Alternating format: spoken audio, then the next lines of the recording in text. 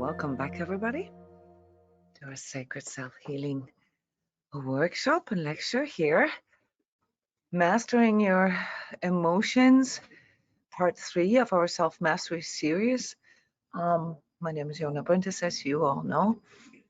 Leads us to a deeper understanding of how our thinking, our emoting, our sensing, feeling, and perceiving works, and also what it actually is that is in control of all of this. So we will see today that as we are going through some of these different aspects that play a role when it comes to our emotions, once more that there is a hierarchy.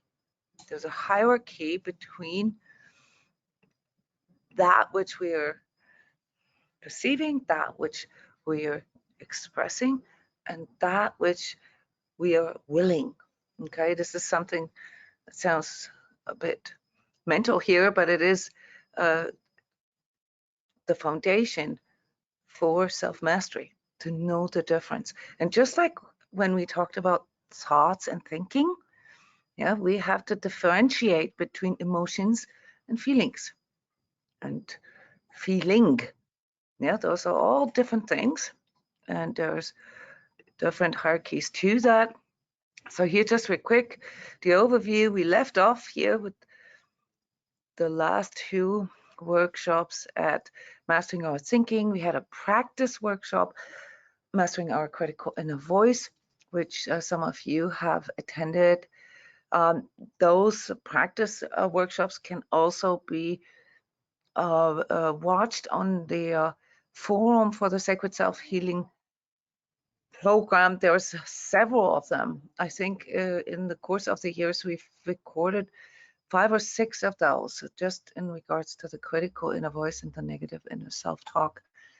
And there's lots of others, other workshops, complementary workshops, such as emotional processing, such as spiritual thinking, etc., that all play into self-mastery. We left off here basically between 1 and 2 with the segue between our thinking and our emoting, namely our inner self-talk. Yeah, and one of the last statements I made last workshop was that mastering our thinking is really just the beginning of self-mastery. Mastering our emotions and respectively our emoting now is much harder. And there are some exercises here in general that I have talked about in the principles of self-mastery before we started the series. So that's my reference to this video. In this workshop, we're going to cover the fundamental terminology between or differences between emotions, feelings, and emotionality. We're going to talk about emotional processing a little bit and the order of processing. Are there negative or positive and positive emotions? We're going to discuss that. We're going to look at the energetic component of emotional expressions. We're going to talk about the feelings and their energetic quality. Then we're going to talk a little bit about emotional investment, avoidance, resistance, and addictions. This is probably something that we want to do a practice workshop with, and spiritual feeling, the etheric aspects of emotions, which will be very interesting for most of you because there's many misconceptions. And last but not least, the stages of mastering emotions. If I look at all these topics here that need to be covered when it comes to mastering our emotions, then I'm pretty sure we're not going to be able to do this in one workshop. So let's just assume that we're going to have 2 parts of mastering your emotions and 1 extra practice workshop that refers to some of the day-to-day problems that we have with mastering our emotions. Yeah. So welcome here to our self-mastery of our emoting. And I just want to cover real quick the differences with a few statements, and then let's discuss this. So emotions are reactions to perceptions. So emotions are reactions, okay? They form spontaneously. Feelings are not the same. They are states of perception, like, for example, filters or perspectives. Yeah, just not based on mental or mindsets, based on emotions. Yeah. So they often also include our thoughts and our mindsets, yeah, our opinions about things. You know what I mean? Like, you can have a certain feeling about something, and that's not just based on your emotions. That's also based on your perspective, on how you see things, right? And then last but not least, emotionality. Emotionality is something completely different. That refers to a way of expressing our emotions. You know? And typically people use the word emotionality in conjunction with like sort of big emotions, yeah, like an exaggerated form of expressing emotions, or like being dominated. Yeah, when a person is being dominated by their emotions. Okay, so I just wanted to send this up front, and then go straight into the discussion with you here. What is the way you feel about your emotions? How do you feel about your emotions? And maybe you also want to refer to how you feel about your emotionality. Anybody here who feels, for example, that emotionality is something bad?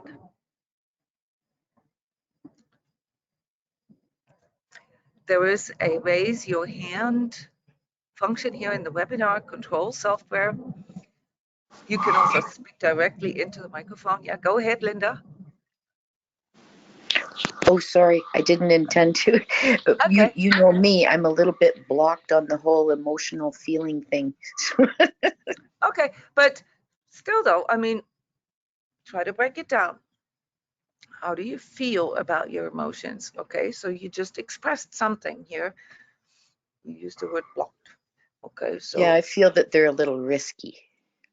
Okay, dangerous, risky. Yeah. So there's a, I mean, the feeling you have about emotions. What would you say that's based on? Yeah, this is very interesting to me because I'm not aware of the difference between an emotion and a feeling. Most people aren't. Some of it has to do with the English language. Other languages differentiate. Yeah, we use feelings and emotions interchangeably often in our colloquial language, and that's why the difference sort of gets washed away. But there's one thing that we can all remember, and that is we can have a feeling about an emotion, but we barely have an emotion about a feeling, do we? We can feel about our thoughts, we can feel something about our body, we can feel something about our thoughts, and even about the emotions that we have. It's a higher pay grade. Yeah, feeling is, can you see that? It's higher in the hierarchy because the feeling can observe the thinking and the emoting and even the sensing to a degree. Yeah, the physical sensations that are being felt. So feeling is higher here. It's a higher observation. My feelings, it's Julianne speaking, Jona. My emotions feel like they're more of my human self. Like, to put it in a way of like, there's a fear of feeling emotions. Okay. Of course, I don't want to feel bad or sad or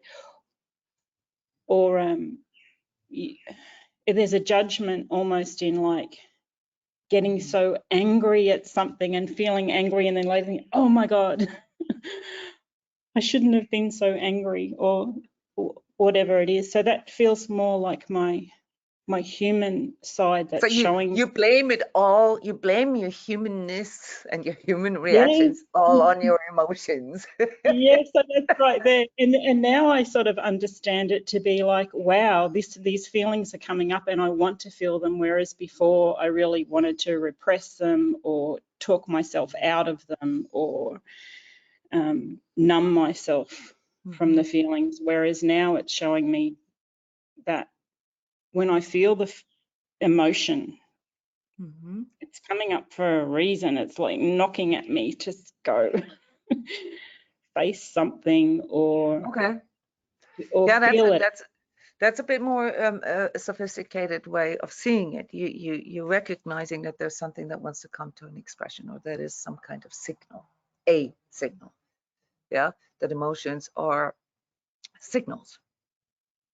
But Julian, you demonstrated beautifully how the English language actually mixes up those two terms. Yeah, we say we want to feel our feelings. Yeah, but you can't really say you want to emote your feelings, right? That's because you actually, what you actually mean to say is you want to feel your emotions. Okay, so feeling is a processing state,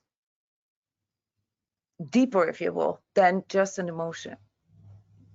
Yeah, and that's why when you say you feel like your emotions are part of your human state, which sounds a bit degrading, if that's okay. I mean, you know, like, I'm not criticizing this. I'm just saying, like, you say human, like as in the weaker part of you, like you feel Yes, that almost like, right? Like, that's a and judgment of my being human, and instead of mhm. embracing being human, that this is just part of it all, is like, yeah.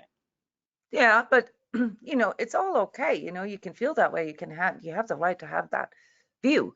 Yeah, but be aware of how you express it. Okay, so there's multiple views about what it means to be human. We're not talking about this here today, but when it comes to actually truly investigating what emotions are, okay, and I think you have the right, you know, sort of thought process behind that, yeah, then it's part of this experience, yeah, this 3D human experience. Having emotions is part of this experience. Whether or not we like our emotions, that's a whole different story, okay? But let's just stick with something simple here and learn how to differentiate the word emotion from feeling in our expression, like how we express ourselves. Because if you do this in a linguistic way, it will also have an effect on your inner perception. You will begin to become more clear about what it actually is that you are perceiving. This is Jenna. I was so relieved when I learned to discern between emotion and feeling, because first of all, prior to that, I don't know, the education about feeling and having emotions already was pretty blocked, I'd have to say. But then once it was pointed out, like what you're explaining, the feeling versus emotion, it's like gold. It's like finding gold. Yeah. So And we can, yeah, because we can have an emotion, and that might, and often is, might be spontaneous. Like, we can't really control having an emotion, but we may be able to control the way we feel about having that emotion. And right there, this is probably where the relief came in for you, Janet. Right there is something that opens up. yeah, I guess there's acceptance, but prior to that, I mean, how I feel about my emotions prior to that, obviously I didn't know the difference from one to the other. I just realized I was living in states of could get depressed, you could get unhappy, all sorts of things that started to control my behavior even. And then the Absolutely. discernment then was able to then talk about it. I mean, even with the best psychiatrists, I don't think they all understand it themselves, quite They frankly. don't. No, they don't. But I have to say, because as a linguist, you know, I'm coming from from different ways of expressing, you know, these different states and and expressions, that It's a this is bingo. very hard in English. It's very hard in English because people use these words interchangeably. Yeah. Even That's a bingo moment right there, Jona, when having an emotion, and then how Janet just explained, having a feeling about the emotion, and that's like, oh, I don't have to just be like as a child or years ago stuck in an emotional state. Exactly. And not even going into the feeling, like how it makes me feel. I'm just in the emotion, stuck there. So you even added another hierarchy to it, namely the state. Okay, so having an emotion doesn't necessarily mean that you're in a state. It just means that you're having an emotion. Any one of you ever had a moment in traffic? Yeah, that's my go-to example, where somebody is honking at you and you get this like, wow, okay, you had an emotion. But that doesn't mean that you end up in a state. A state is something different. A state has a timeline to it. Yeah. So just because you saw something sad, let's say, you know, in a movie or something, doesn't necessarily mean that you were in a sad state. It just means that you had a sad emotion. Yeah. The way you feel about it can be that, if, for example, it triggers a whole bunch of other stuff, like thoughts about your own past, memories, experiences, and so forth. And now you're starting to feel something as a result, as a consequence of having had that emotion. And that may, if it is something that sticks, because, you know, it brings up a lot of energy along with it, may end up in a state. You may end up becoming sad for the rest of the night, say. I have that sometimes, and I watch movies that are really, you know, strong, have very strong emotion, trigger strong emotions in a certain way, yeah, that I can get stuck in that. Not because of the movie, but because of what the movie triggered in me, the feelings that it triggered. Yeah, and that then led me to ending up in this state. Okay, so we're talking about having an emotion, the way we feel about the emotion, and the feelings that come along with that, and then how long we stay in that, because at some point it becomes a state. And when it's a state, meaning that we persistently stay in that emotion, or that it becomes an underlying filter, that's then when it changes our perception. Yeah, so a person who's sad, yeah, who is sad, who is in a state of sadness for a prolonged amount of time, from a clinical perspective, is called depressed. That person will see everything that happens from a sad perspective. Can you guys follow me? Seeing things from a certain perspective is called a state. I am in a state of sadness or a state of fear, and so everything that I sense, that I perceive, I see it through the lens of that emotional state. And this is what mastering emotions is all about. It is not about the emotion per se. It is about the state that you're in, because that informs you about the filters. That informs you about how your perception is perhaps distorted or skewed. Yeah, it informs you about your vantage point. And once we learn to identify this more clearly, once we get more clarity about what state we are in, then we can start doing things about this. For example, let's say I'm in a sad state. let's say, knock on wood, this isn't the case, but let's just, yeah, hypothetically say my dog died today. Yeah, and some of you know this, I'm a big dog lover, so that would probably put me into a sad state for quite some time, you know, a little bit of grieving, a few days, maybe a week, right? You guys all agree with that. You've had this before, that you in a sad state, sometimes for a good reason, sometimes for a not so good reason. Doesn't matter. We're not looking at this right now. We're just looking at, you know, being in a certain state. And I watch other dogs walking by in my neighborhood. What do you think? What are possible perceptions or perspectives that I might have in such a sad state? The neighbor walks by with his dog. The dog is all happy and the neighbor is all happy.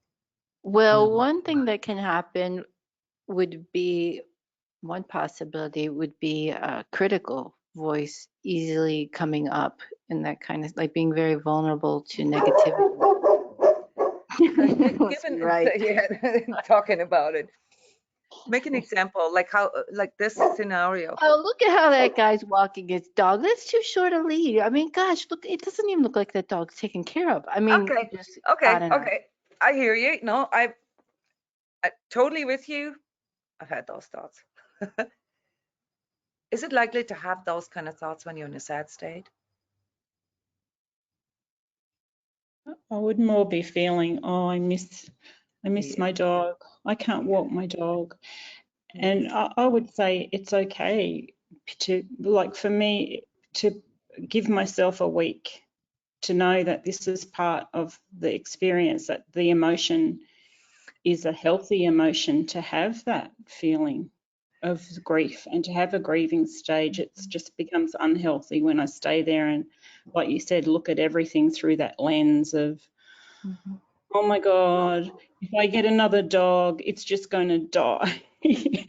Yeah, exactly. Those are the kind of thoughts. Yes. Feeling. Yeah, those are the kind of feelings that these kind of emotional states can trigger in us. We see It's everything too through the painful. lens of loss Yeah. and pain and lack. I can go overboard with it and go, you know what? I'm never having animals. I get too close to them. Exactly. Yes, exactly. Total avoidance, right?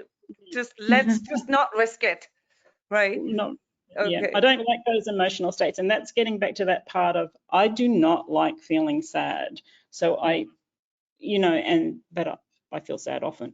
We're going to go into the energetic quality of our states here in a little bit, but just to stick with this particular example, yeah. So it is very likely that when we are in the state of sadness, that we contextualize everything that we see, smell, you know, perceive as sad, yeah, or as potentially sad. That's how that works with our perception.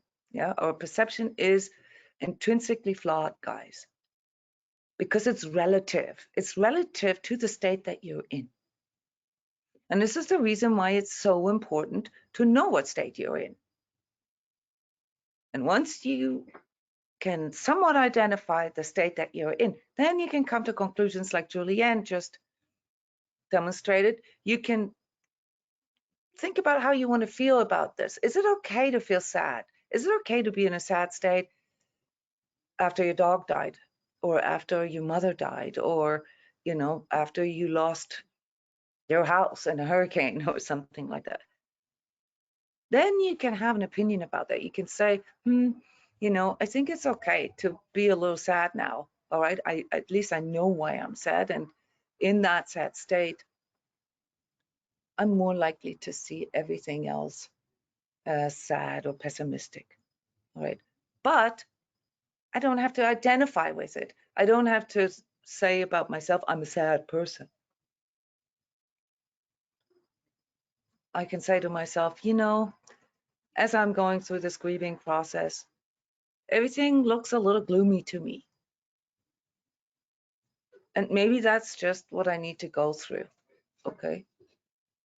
Of course, I can also say, well, I don't like feeling this way. You don't have to like it.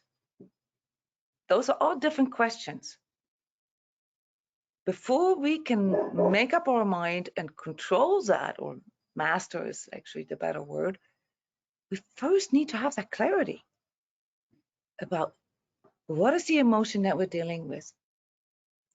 What is the state we're in? And how do we feel about that? Do we like that? Do we dislike that? Do we want to feel that way? Do we want to feel differently? That's what mastering our emotions can help us with. Now, Cindy, you bringing up here in the chat, you're bringing up another aspect. That would be a different example, namely when we are absorbing other people's emotions unconsciously. So let's create a scenario here. Say you went grocery shopping and you met a friend. You hadn't seen that friend in a while, and that friend tells you about, let's say, their dog dying. And their neighbor died, and their mother died, and everybody's dying right now. And the longer you talk with this person, kind of the heavier you get. You may not have a direct emotion of sadness, but you are beginning to feel the sadness of that emotional state. The problem with that is that if you're unaware that that may have been an emotion that you absorbed through the other person, that you then take it on as yours. You identify with this. You walk home and you're like, dang, you know, like the world is really gloomy right now, and I wonder why I'm feeling so bad, and oh, there's got to be something wrong with me, or my life sucks, or whatever. And you get sucked into that state. That is something that needs to be trained. For example, we have the energy course for that, where we talk about and train the differences between what it feels like when you have your own emotions or when you've absorbed other people's emotions or emotional energies. And a third component to that, projecting emotions. When you're projecting your emotion, when you're sending your emotions toward another person. These are all aspects of energetic interaction, and they happen to us every day. So you can see it's quite complex. How we are feeling is very complex. There are emotions. Those emotions have to be differentiated. Are they mine? Are they not mine? That's a really essential question for every energetically sensitive person, and especially for empaths. Yeah, is this my emotion or is this somebody else's emotions? Then what emotional state am I in? Yeah, what, you know, sort of perspective do I have? Yeah, what's my filter right now? And how do I feel about it? Do I want it? Am I getting something out of it? Am I unconsciously investing into it? Am I doing this because I want to avoid something? Am I doing this because I'm resisting something? Yeah, like Julianne said. Julianne said she doesn't like the emotion of sadness. She tries to avoid that. Right? All those things play into your attempts or your, you know, your striving for mastering your emotions. And if you feel a little bit like, what is she talking about? She's making it all more complicated than it must be, or you feel a bit confused, then don't judge that, because this is fundamental teaching of our human condition. We just don't get taught it. All right, so this isn't out there, guys. This is in here. This is extremely important. Why? Let's just remind ourselves, because it is the unconscious in us that creates karma. And that's the message for you guys, you know, so that it can stick, because many of you are somewhat afraid of karma. Yeah, in the sense of that you see karma as something bad, and that it is something like you have to work on, you have to transcend in this lifetime, and if you don't transcend this in this lifetime, you have to come back again and do a repeat again. Is that something that represents sort of your overall view of karma? Raise your hand if this is how you feel about karma, that it is something that you need to get rid of. Yeah, you need to work through, and if you don't, then you have to come back and do it again, or go into another round. That's what I gather from many workshops with you, that the majority of you sees karma as something negative. Yeah, or you used to see it that way. Yes, Cindy, thank you. So you used to see it that way. You used to think that karma is something negative. That too, you know, mastering our karma is part of self-mastery, but it is more or less the result of mastering our emotions, our thinking, and our willing. Yeah, because out of that, then we form a muscle, the manifestation muscle, that then, you know, begins to co-create our destiny. And that's ultimately the goal that we have, right? That's the motivation why we want to be able to master all this, because we would like to be in a place where we can co-create, where we can determine our life. Yeah, Julian, you used to see it that way as well. So I don't want to discuss karma right now. There's 6 workshops about karmic manifestation that you have at your disposal. Let's just back up real quick here. We experience ourselves on different levels. So the levels of self-awareness are number 1 at the densest and lowest level, our physical 3D, our body. Number 2, our emotional, psychological. That's linked to, obviously, our emotions and also to our heart, but often in a different way than we think. It's linked to our heart through our feelings. Okay, so our emotions do have an effect on our feelings, but it's not the same. Our mental self-awareness, the constructs, the thought constructs that we have, they are linked to our etheric. They form something like a mirror world, like a projection of who we are, how we identify ourselves, you know, what our beliefs are, and our worldview is, including our self-image, as an etheric imprint, so to speak. Very important for you guys to understand, because many of you already have etheric vision and you're still not aware of the fact that what you're seeing in the etheric is actually your own imprint for the most part. Then comes the spiritual self-awareness that we are working on. This is more abstract. Yeah, it you know, refers to imagery and feelings. Very, very important. Yeah, so our spiritual self-awareness is actually determined by our feelings. And mind you, if you don't really know the difference between emotions and feelings, you got a problem with your spiritual understanding, because your emotions have very little to do with your spiritual perception.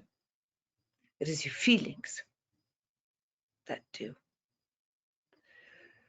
And then lastly, your energetic self-awareness, yeah, which includes the etheric, but only to a certain degree, because there's also other aspects of energy, not just the etheric. Yeah, there's the soul aspect, for example, which is I guess you could call it spiritual, because in psychology, everything that is not tangible, that is not physical, emotional, mental, is called spiritual, but we know better. So the soul self is an even higher hierarchy now, and is not necessarily linked to this lifetime, this physical 3D, these emotions, and these thought constructs. You know? And thankfully so, yeah, because it doesn't have to identify with our ego. Yeah, it is something that is mediated to us via our true self, which it relies on our ability to tap into our heart and into the astral aspects of this spirit being in us. Yeah, our soul. Our soul is a spirit being. Okay. Julian, I need you just to share this in the microphone. It's too much for me to read. Oh, I was just saying I would avoid sadness.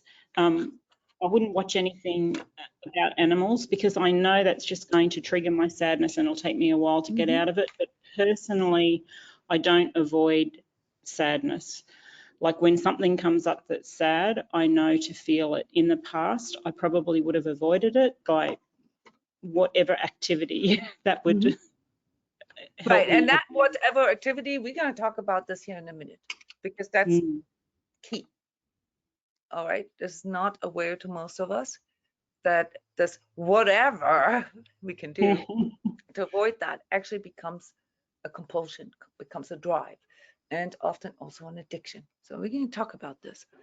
All right. Jona, I have one question. I'm Yes. confused about, I'm not confused. I guess it's just like the feeling of distinction between emotion and feeling when I'm still discerning projection. Like if, well, like you said, if you can project your emotions onto somebody, I could maybe picture it, but I really don't know what that is. Can you explain Let me it give you, briefly? yes, very good question, Janet, and thank you for asking questions. So asking questions in between is extremely important, guys, yeah, to clarify things. A very simple example of emotional projection, Janet, is something that all children do, all kids do. We did this. Everybody projects emotions, namely in the pre-verbal state. So before we have the brain structure, the conceptual understanding of what it is that we need, and before we have the language to express what we need, what we want in words, we all, yeah, our survival in this physical depends on it, project. We project our emotions. We can watch this beautifully with a baby around 10 weeks or so. They start to deliberately smile. Until then, it's actually just a nervous reaction. Yeah, you can trigger a smile in a baby by tickling a certain spot because it's, you know, anchored in our nervous system to smile. Why is it important, guys? You tell me. Give me your best guess. Why is it important for a baby to smile? So the parent will love it and think it's Exactly. cute. Yes. Yeah. And that is an instinct in us, in all mammals, by the way. That's why we react to puppies and kitties and cubs and all that, because these big eyes and, well, I mean, okay, if it's a lion cub, it's not exactly a smile, but it kind of simulates a smile. It triggers something in us.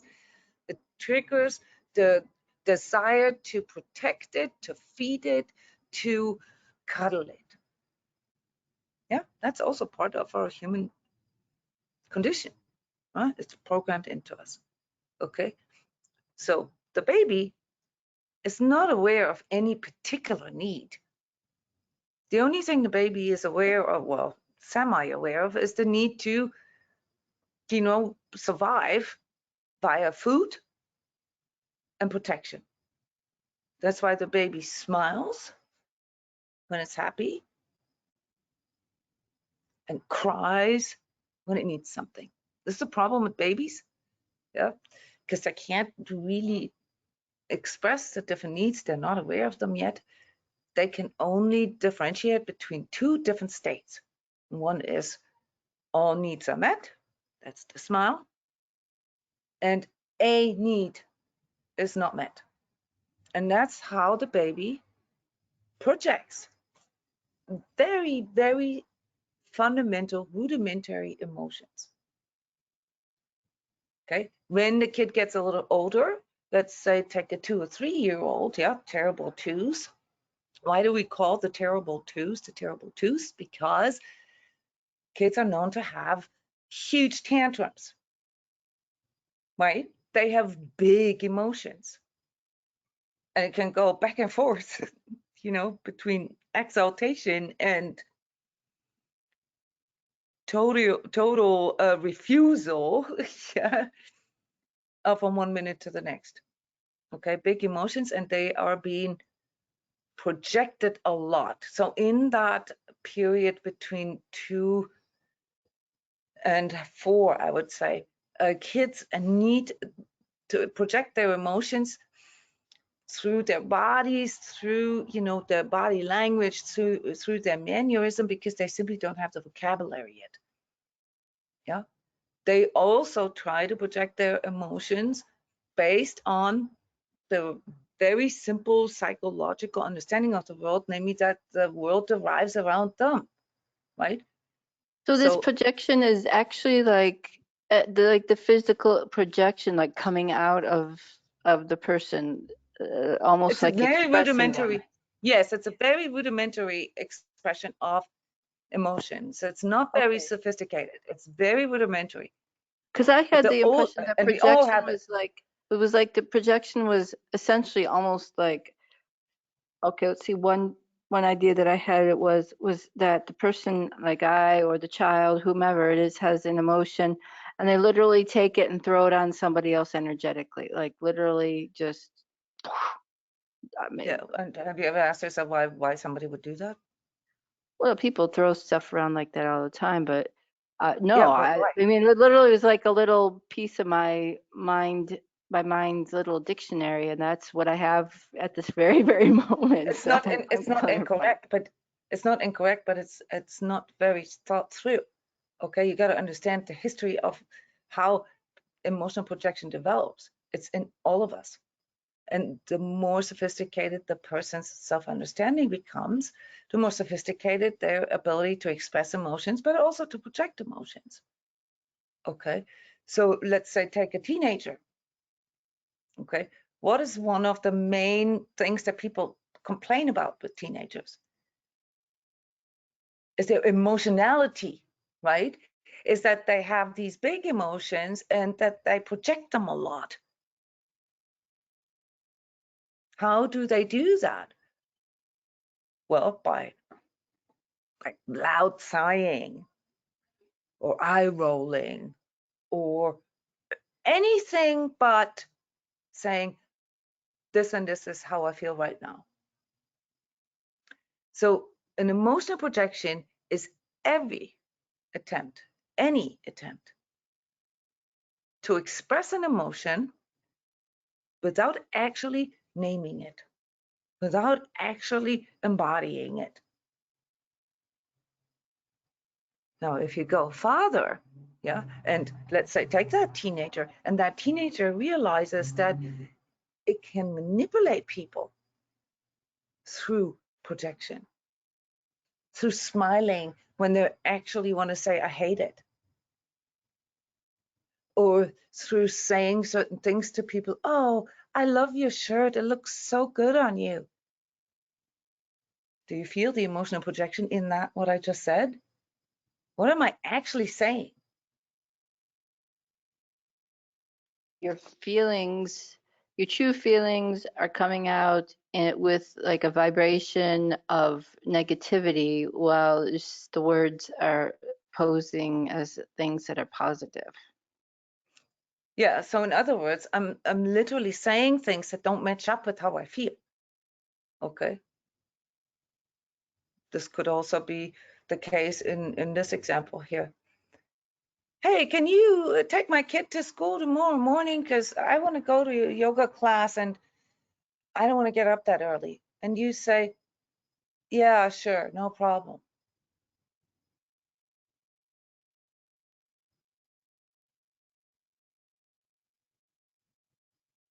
Did you feel that?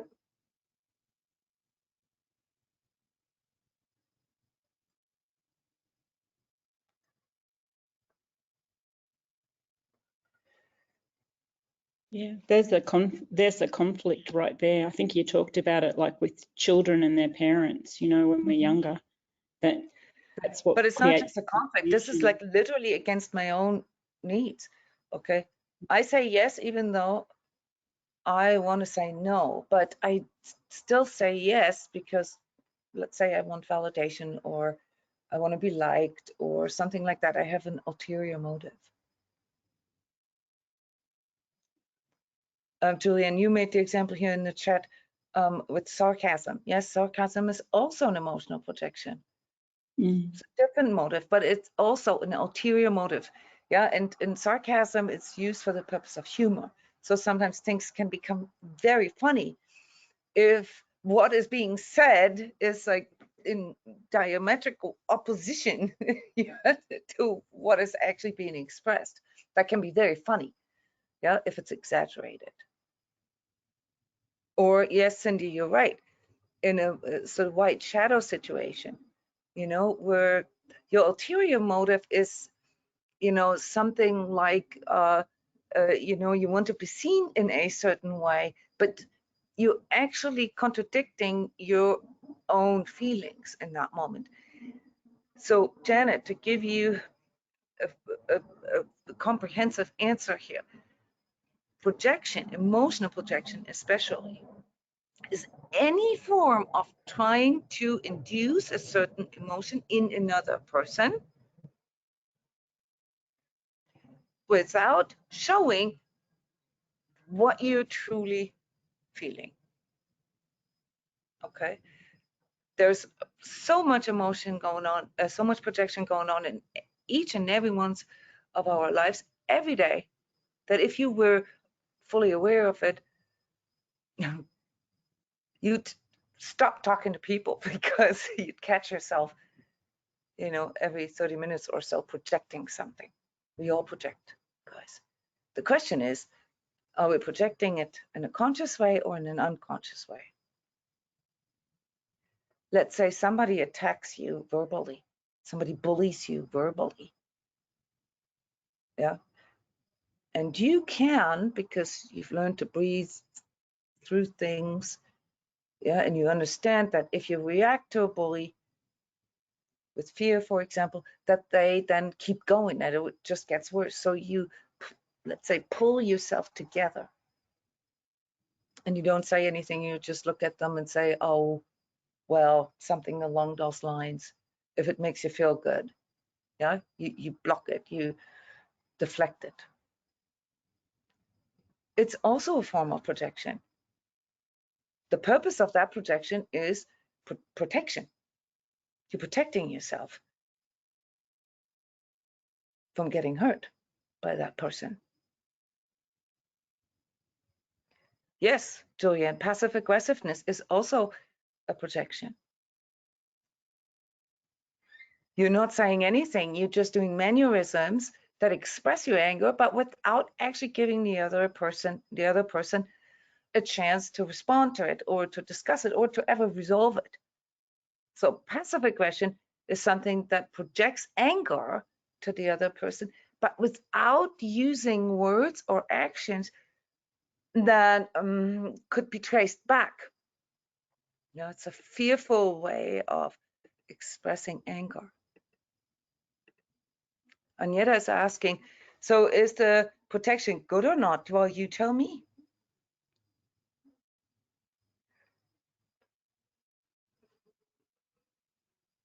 What would you do if you get bullied by a person? Would you start crying and crawl in your hole?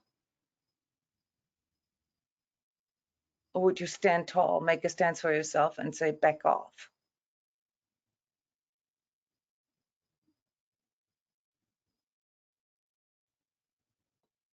What do you think is the better way to handle it?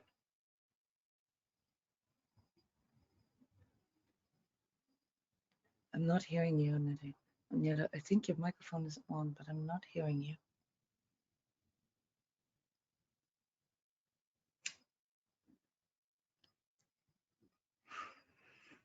Anybody else? Is it good or bad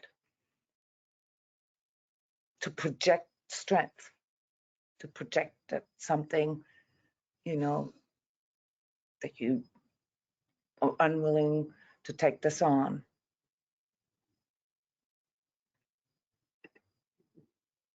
Well, it would be good in that instance because you're just making sure you have a boundary that you don't get hurt. Yeah, in that case, I would agree. In that context, it'd be important that one can project strength. Yeah, but what would be a similar example where it may not be good? Let's say your husband says to you, "Oh, you never let me finish my sentence."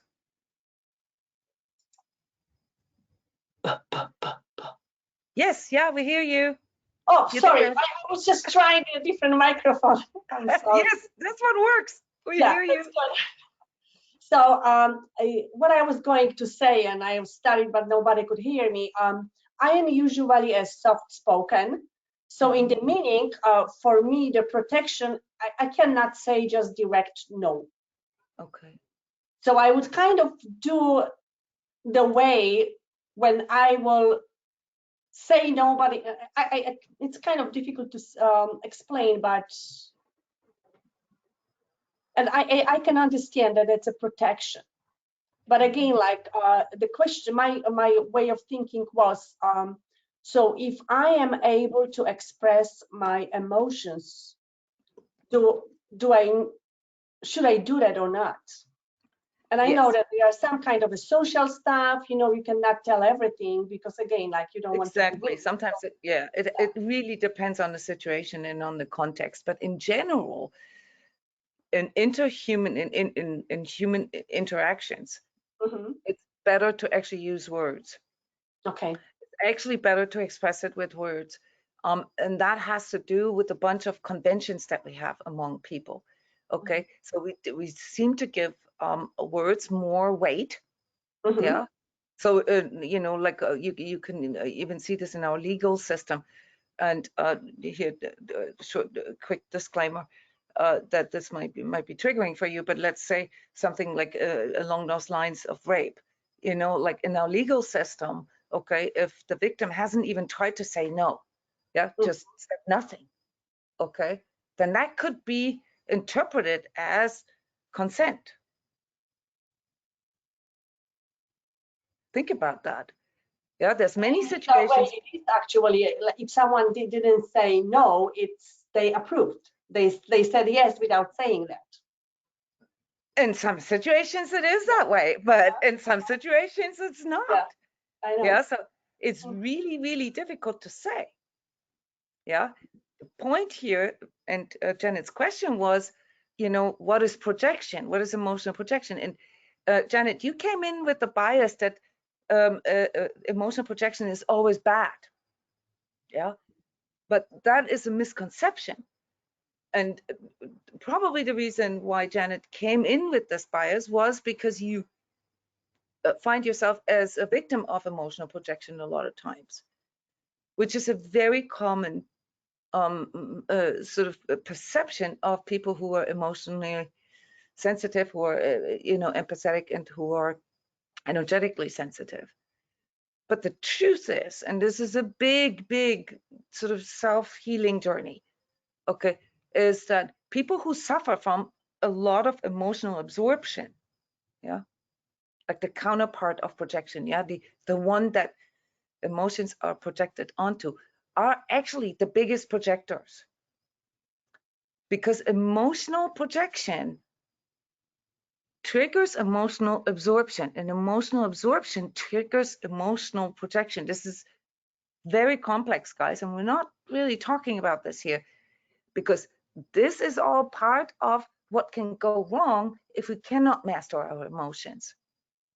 If we know exactly how we're feeling, what emotions we have, what emotional state we have, and then obviously some other aspects, namely what our unmet needs are, what our unspoken agenda is, then we can determine how much we want to project, how much we absorb, yeah, how much we allow to come in, all these things. Emotional mastery means that you are in control of that.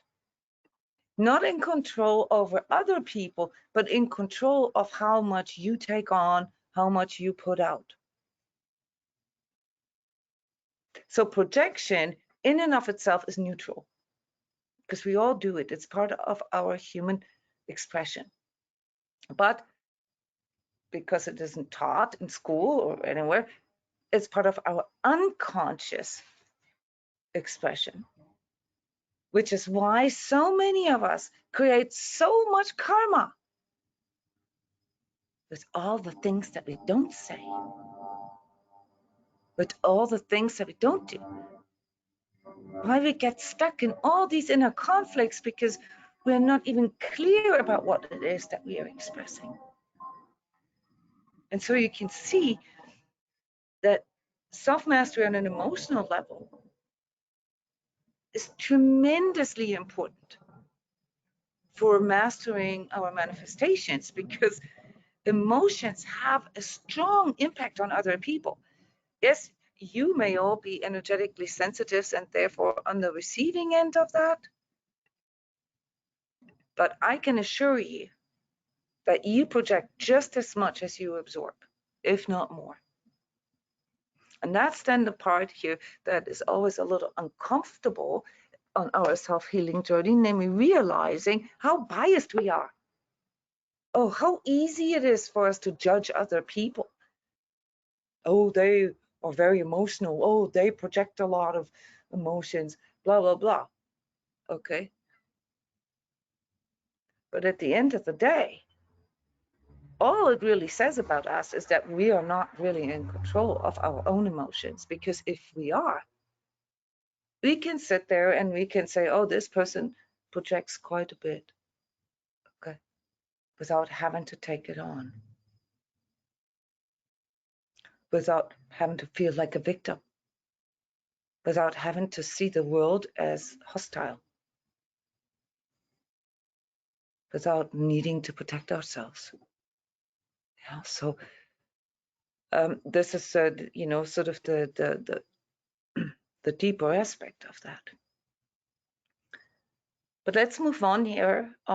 This is a bigger discussion, and you will find this in a lot of workshops, especially the energy course, that discussion.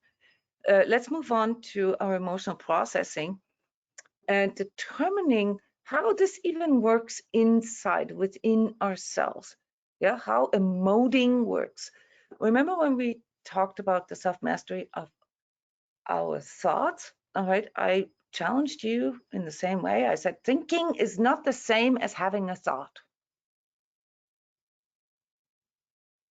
Thinking is the process of producing thoughts, and the thought is the product of your thinking process. So which is the higher hierarchy? Well, it is the thinking. All right.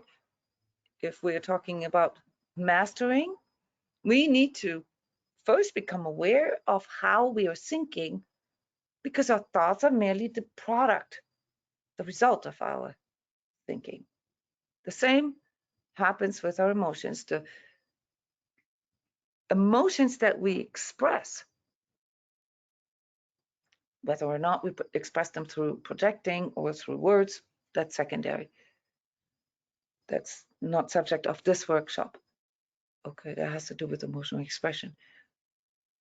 But these emotions that we have and that we put out into the world, they are determined by our emotional processing.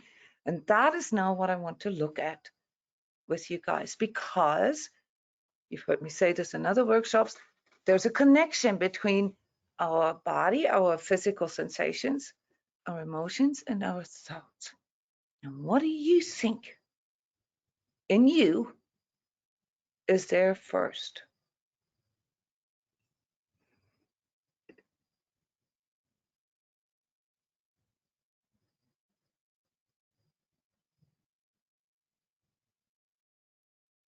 What do you think the order is in you? And let me give you a little hint here. It can be different in different people. So there's no right or wrong. How do you think this works in you? I've observed that can be a physical sensation first, the meaning that's just feeling, and then it might or might not turn into some emotion. Or hang on. yeah. I just need to be a stickler here because we're training this right now. So you have a physical sensation. That is a sensation. That is not a feeling. Okay. Yeah, it's something that you pick up on with your 5 senses. That's physical. We call this sensation. Yeah, just take it for now because we're training the difference in these words, and it's very important that we use these words consciously. Okay, so if you have a physical sensation, okay, and that then, sorry, you wanted to say, has an effect on? Well, I perceive it as having a sensation, like I sense something, and it really only could be then transmitted into my physical body. I mean, even if it was out like 2 feet from me to the right or something like that, and I can sense something, I'm still sensing it in my physical body from what I can just Okay, tell. you're referring to like an energetic sensing. Yeah. Okay, use those discriminators. Yeah, use Okay. those descriptors because Janet, especially for you, it's very important to differentiate Okay. where that signal is coming from. So Right. for you, it often goes like you energetically sense something. It's like something from within. It's neither a physical sensation nor is it necessarily an emotion or a thought. It is something like, let's call it sixth sense or something. Right. Yeah. Okay, and here physical sensation is like, oh, I bumped my toe, sort of thing. Exactly. Yes, that's a yes. It's reduced to the five senses. I mean, for me, essentially, I think energetically, what comes first is often energetically, and then probably falls right into thoughts, and close after that, physical sensations that then might cause emotions. Okay, that's pretty cool that you can. Let me just. I should have actually created a white piece of paper. So you have an energetic sensation first. Let's just call this ES, right? And that then leads to a thought. Correct?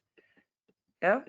That's what you just said, Yeah, right? I guess energetic sensation would Some yeah, kind I of guess interpretation of that. it's The oftentimes, thought process starts. unfortunately, sometimes it is and sometimes it isn't a thought process then that kind of steps in. Then Yeah. comes a physical sensation, some kind of visceral, tactile, kinesthetic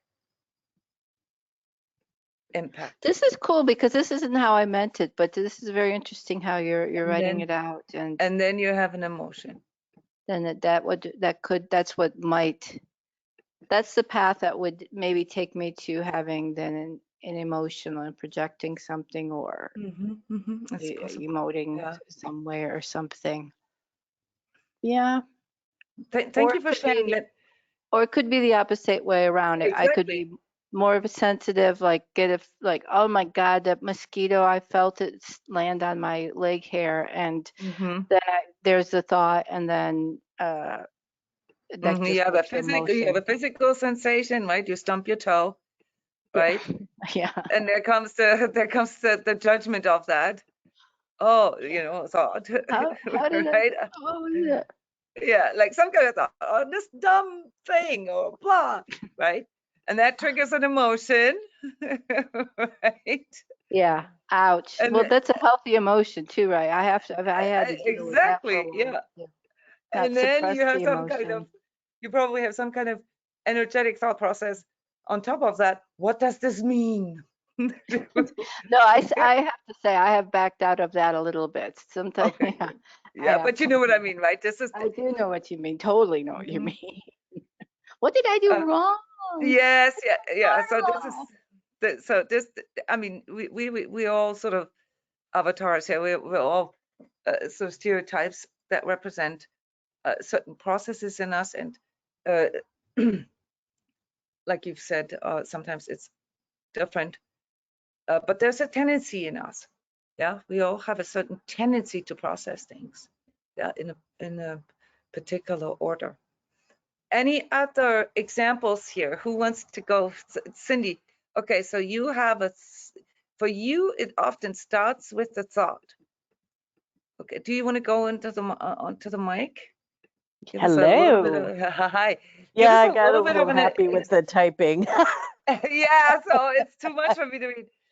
So you have a So thought, it then you have depends on where it's emotion. coming from, though. So if it's an inner process, although thoughts, as we've learned, can be not our own also. But let's just, for argument's sake, say I'm having a thought. It's an inner process. It triggers an emotion, and then it can trigger a sensation, like my autonomous nervous system, my third chakra, or my heart, or whatever. Yes, correct. No, it's correct. Yeah, that's.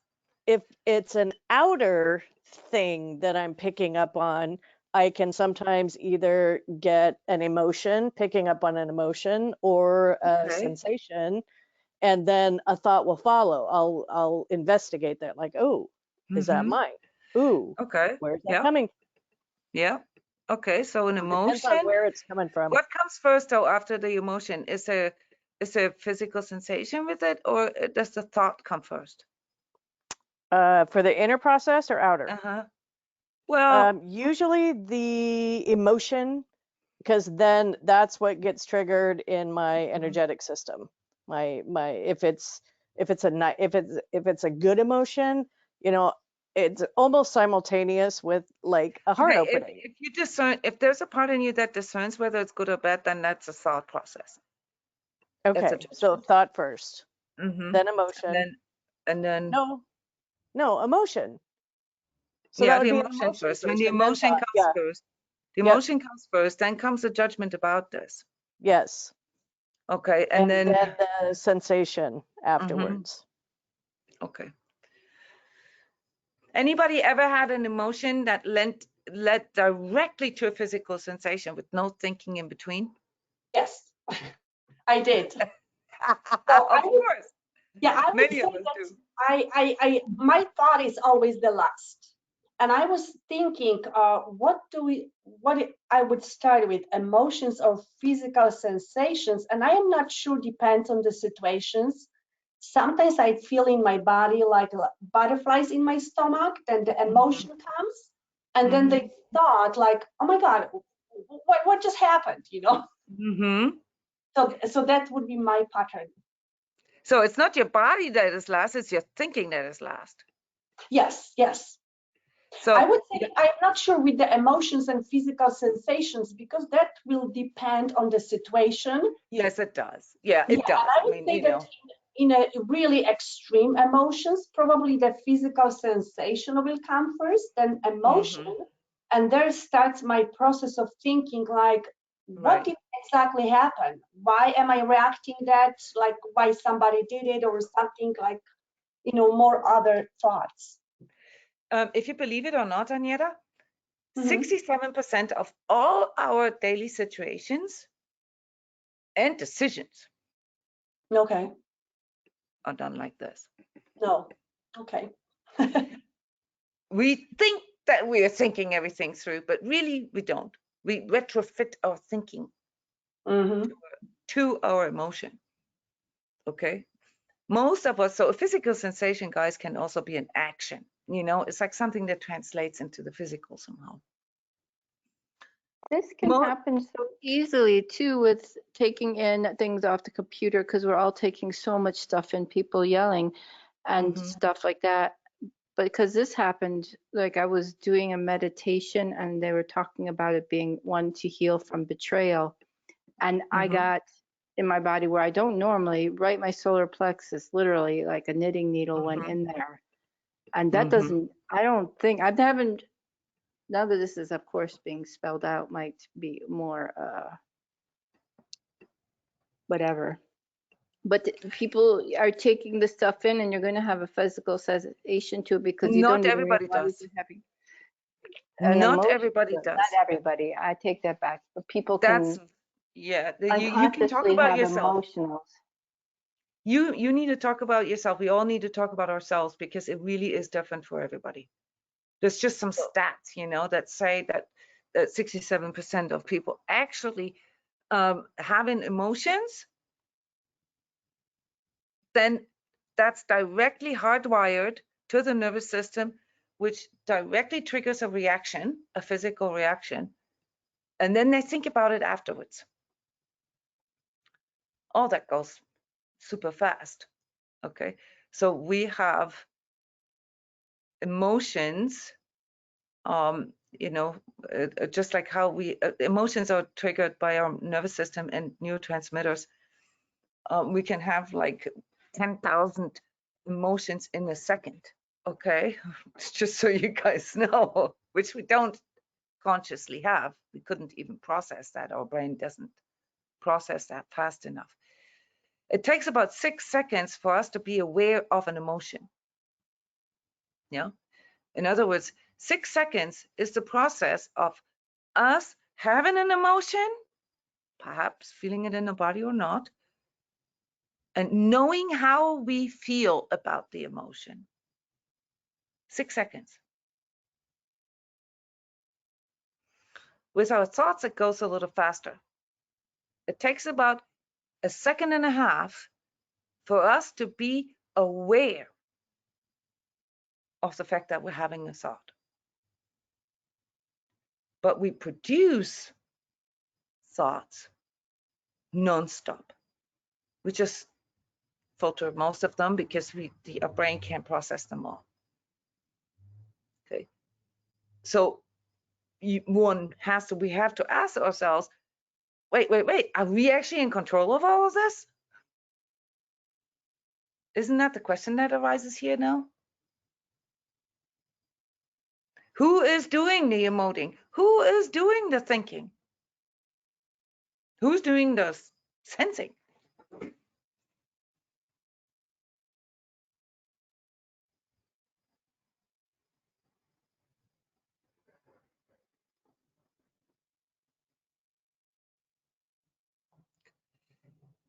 Until we become absolutely aware of it and learn to master it. Sorry guys, my handwriting with this is very first grade level. It's kind of hard to write this way. That's why I often refer this to the body mind. We don't. That's where science is partially correct. Yeah, science often says emotions are just a bunch of neurotransmitters and nervous reactions. It is partially true because the majority of our emotions are physical. Yeah, physical as a sense of like chemical reactions in us. And they're constantly being produced. And it's a very complex connection, obviously, to our thinking, because if you just think about the amount of memories and experiences and things like that, yeah, it all becomes a big mishmash. And when something that we're seeing, yeah, triggers an emotion in us, that then triggers a memory in us, you can imagine how that then sort of goes around and gets bigger and bigger and bigger. Yeah, so the intensity of our emotions has a lot to do with our experiences, with the database of emotions and the way we process our emotions. Yeah, for example, 6 years ago, one of my dogs died. It was very traumatic, very unexpected gastric torsion, one of the worst things that can happen to a dog. And it was absolutely shocking and sad. And it took me like 3-4 years to process that.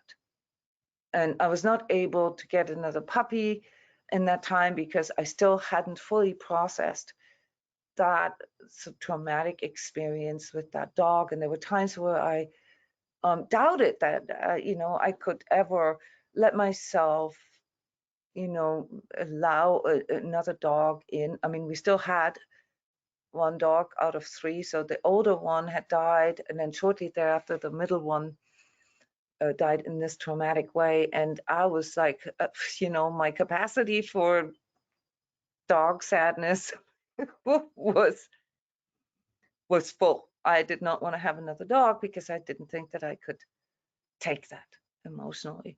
It took me a long time to process that.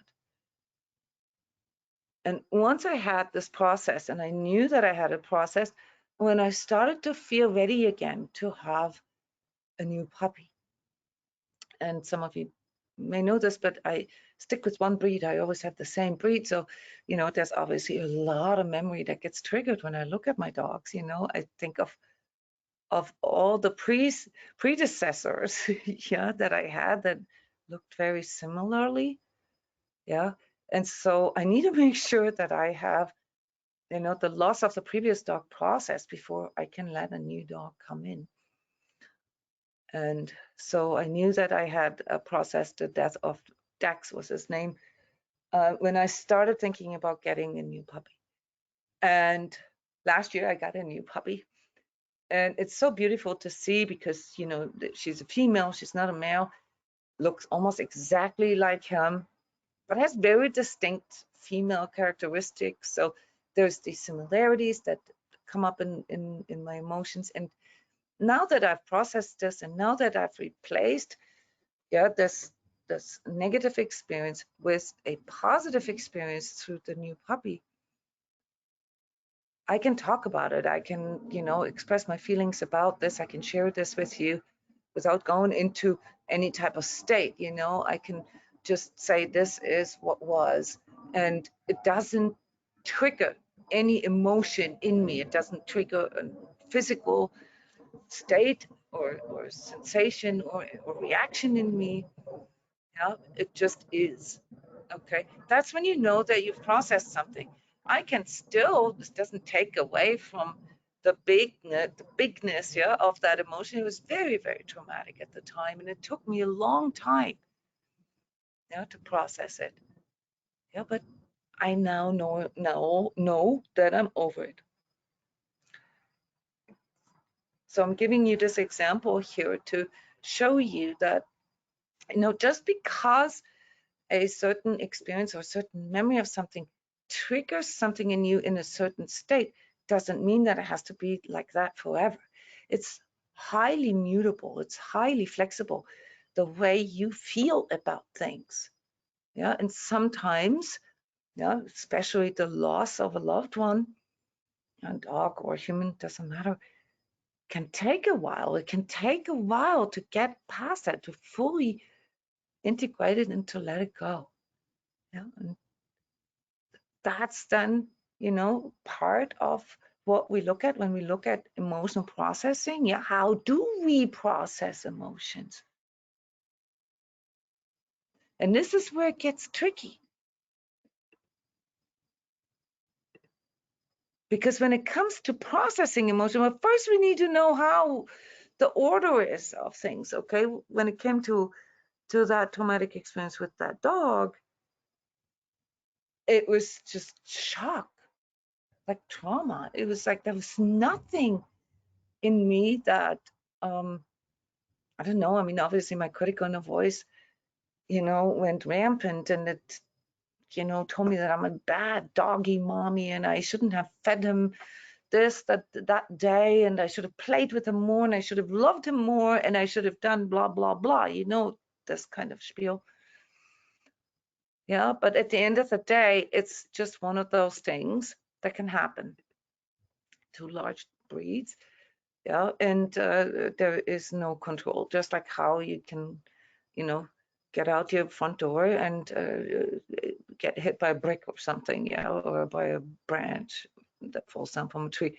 So there's a certain level of uncertainty that we always need to deal with. And you know, the reason why it took me so long to process that was that there was no real reason. There was nothing there that indicated this was a 5-year-old dog. He was in the prime.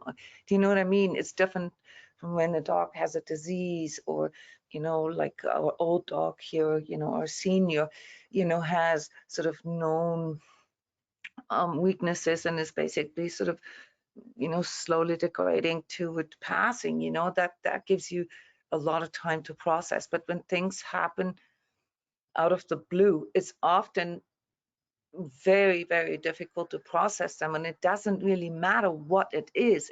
It matters how it hits you, you know, the state that you are in when it hits you. Okay. So in this case, yeah, I'm describing, yeah, what trauma can do for a person. In that case, it is different than all your normal emotional processing. There is what we call an energy lingo. We call this an override. Yeah. I think of a dog, this breed, this, you know, look-alike. Yeah, look at pictures of that breed. And immediately, yeah, this, you know, the term PTSD, immediately I have an extremely negative, sad, strong, big, traumatic impact on me. Yeah, most likely directly hardwired to my body. Yeah, feeling to an immediate contraction in my body, a punch in my gut.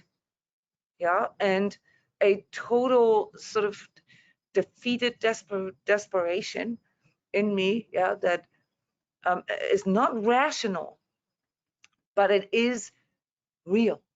Okay, that is what trauma can do to a person, guys. And I know that my example is obviously, you know, perhaps like more of a smaller example for some of you who have experienced much bigger trauma.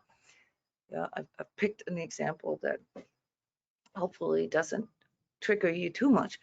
Yeah, trauma overrides our normal emotion processing, guys, and that's why so many of you who've had, you know, or have a high level of trauma load, why you have such a hard time becoming aware and also controlling your emotions, because there is so much override that happens, so many hardwires. Yeah. Yeah, Julian, this is also a good example. It took you 4 years to get over a Saber, like your dog, who died from a snake at only 8 months old. These kind of things are terrible.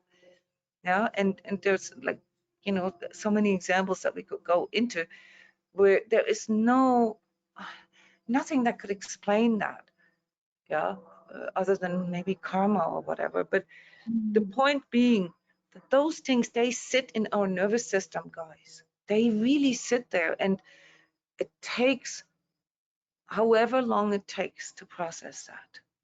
Okay, and when you find yourself in a place, a moment, or maybe even in a state where you are constantly being triggered into these kind of post-traumatic responses in your body, okay, that means that whatever the subject or whatever the trigger is has not been processed yet. It hasn't been processed yet. And the problem with that is, because there's a lot of research that is being done on PTSD, post-traumatic stress syndrome, is that you know, you can't really do this on your own. Okay, there are some, you know, sort of typical, and this is also intuitive therapies that can be applied, such as desensitization. Yeah, so you look at dog photos, you know, that resemble that dog, and you desensitize yourself from the loss and the pain by, you know, exposing yourself over and over again. But this doesn't work with certain things, you know, when it comes to like the loss of a child, or even the loss of a job, or the loss of a house, or a divorce, or any type of crisis, a disease, a diagnosis, and stuff like that. There are some things that are extremely difficult to process for our psyche.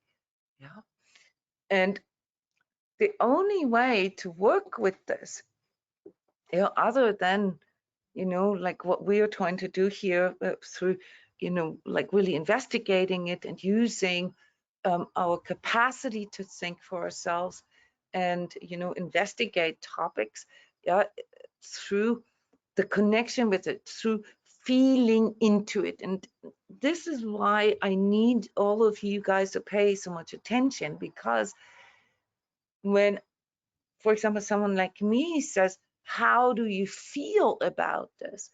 I am not just asking you what kind of emotions are being triggered. I'm asking you, about the totality, the whole you, how you feel about something. Because in a person where there's trauma present and where all this sort of got hardwired and overridden, okay, it is no longer able for this person to differentiate between emotions, thoughts, and sensations. And that needs to be recovered. That needs to be sort of, retrained, so that we can better describe and then ultimately also better process the emotions that are going on inside of us. As a coach, I can tell you that most people, the majority of people that I talk to, cannot differentiate between a physical sensation, an emotion, and a thought. If I ask them, what are your physical sensations? They tell me about the judgments that they have about something. Even though I didn't ask them how they judge what they're sensing, I just asked them what they're sensing. Yeah, you're laughing, but this happens like automatically. Person's not aware of this. Well, no, this wasn't just you. No, this is like 99% of the time. No, that I'm recalling when a time when I was introduced to anything about holistic healing, where it's exactly that. I don't feel what emotion, although I felt like a lively person, same thing probably close would have happened to me. I'm like, I don't know. I don't feel a single thing. I don't even know what that means. It's just like nothing. And that's a huge insight, Janet. Yeah, it is. Realize that you're actually not feeling anything. Okay. It's like you're born again. And what you're explaining now, I guess what it's half a question is people like have like layers of the trauma, like you were talking, and I'm like, yeah, that one thing is still, I just kind of resolved the fact it's just going to be part of me. Like, I don't know, like I colored my hair white and it'll always be white because there's nothing I can do about it, this traumatic sort of thing. But I find too, I was like, oh, this new thing that just happened to me, like in all these, just in the last few days, so a new relationship has suddenly come into my life, and I've had like bounce off the walls, all sorts of different things. Oh, that's a thought. Oh, I should feel a little bit better about this. Oh, like it's trying to being like, how do I be myself in this new situation? Because it's a new, like a guy. Oh, it's like a guy. And I'm like, whoa. Let's not be judgmental here, okay? By calling it like a guy or like a girl, because that's also. Oh, I'm almost half saying because that hasn't like surfaced in my life for a really long time, and I'm like, oh. So let me just tell you something here. Tell you something like and reflect back to you. What I hear you say as a coach, this is my job, this is my training, okay, is that you just realized that for the most part, you have been processing your emotions through your thoughts, but not actually felt your emotions. That's very accurate, and I have to say, and you can, yes, yes. And this is for many of us, and it's okay. This is all of you guys hearing this. Let this reverberate in you, okay? Yeah, processing your emotions through your thoughts is a very common protection mechanism, especially of more intellectual people. Yeah, but unfortunately, does not do the job. Yeah, because emotions need to be felt. Okay. Why do they need to be felt? Because in the feeling into it, in the feeling of your emotions, you become able to discern them. For example, whether you want to feel that way or not, and whether, you know, you could do something about it. So for mastering, it's really, really important, any kind of mastering, yet to be in that position that you can make a choice. But if you have automatic hardwires in you, you don't have a choice. Okay. And so we're sort of rewinding the whole thing all the way to the beginning, and it may feel a little arduous to go through this in these micro steps, how I break them down for you. But that's what's needed for you to become aware of that. And Well, then, it's so valuable because, like, in these moments like this, to me, I'm like, well, this could change my life entirely. And yes, it's really, you may not have it figured everybody, out or, you know, you know, right away, but you so can at you might, least investigate it for yourself. You can well, say to yeah, yourself, it's wait, just like, well, you know, you could go, this is where the fork in the road is. Do you either keep playing the same tape over and over again and you do it no exactly, matter whether something good or bad comes along, or you can exactly. step onto, I guess, the road of feeling the emotions, breathing, and making a choice with each word you say to make that a different life. That's then ultimately, you know, in your words, you know, what mastering is, you know, being in the position that you can make a conscious choice and actually consciously put your choice into action, yeah, to will it. Then, yeah, you choose something, you want something, you will something, and you follow through. And This it's is not what, just the thought wanting too, because everybody, no, you know, no, no, exactly. it's starting to go, it's, you know, with other things too, it happens, but over and over and over, the more it's practiced, the more it shows that that thought wanting is so limited. It's like, you know, just like a brick where you could be having a bubble instead, you know, some just Yes. totally different energies. So a lot of times people like me, okay, will try to help you by asking you the following question. And I really want you to take this because we're at the end of part 1 of this workshop, to take this kind of like as your contemplation task till part 2, where we get into the nitty gritty of this. Yeah, is how do you feel about this? Feel into this. Because that is it's a core question. Oh, I'm having this emotion. Oh, this has happened. Oh, I can feel this in my body. Okay, how do you feel about this? And when you want to answer, yeah, this isn't answered just by one word, by one adjective. Why? Because you have these different levels of self-awareness. See, the correct answer would be, well, on a physical level, I feel this and this. On an emotional level, I feel that and that. I feel vulnerable. On a mental level, it scares me a bit because, you know, it makes me aware of how insecure I am. On a spiritual level, I know that this is good for me. Yeah, I can feel this, how this is making me feel more expansive. Yeah, and on an energetic level, it really challenges me. Do you see what a differentiated answer I just gave to that simple question? Yeah, and exactly, Julian. That's then what it takes, what it is to become conscious and to become able to make conscious choices.